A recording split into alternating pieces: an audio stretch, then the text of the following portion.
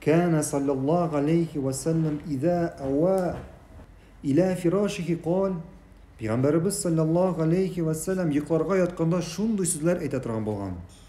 Elhamdülillahillezî et'amana ve sakana ve kefana ve avana fekam mimmen la kafiye lehu ve la mu'viye lehu. Bizni aşatkan, eşirtken, bizge mullik hem sıyınır urun bergen Allah'a maqtav bulsun. Köpme kişiге azık tülük hem sıyınır urun berilmegen. Köpme kişiге azık tülük hem sıyınır urun berilmegen. Biz bugün Allah'ın nimetlerine şunun kadar ileştik.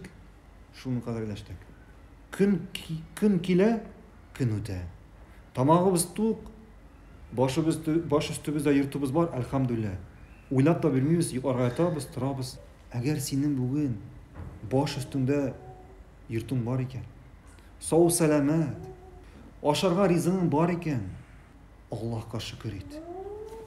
Allah'a şükür et. Köpme kişi bugünkü günde baş üstünde yırtı yok. Uramda yıklarga yata.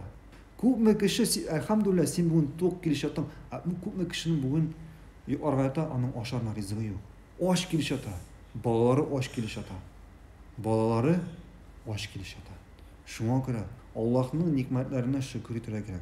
Hem Peygamberimiz sallallahu aleyhi ve sellem yıklar aldığından нәрсе дип әйтә торган? Безне ашаткан, ишерткән, безгә муллык һәм сыйыныр урын биргән Аллаһка мактау булсын. Күпме кешегә азык-төлек һәм сыйыныр урын бирелмәгән. Бу дуаны ятлагыз.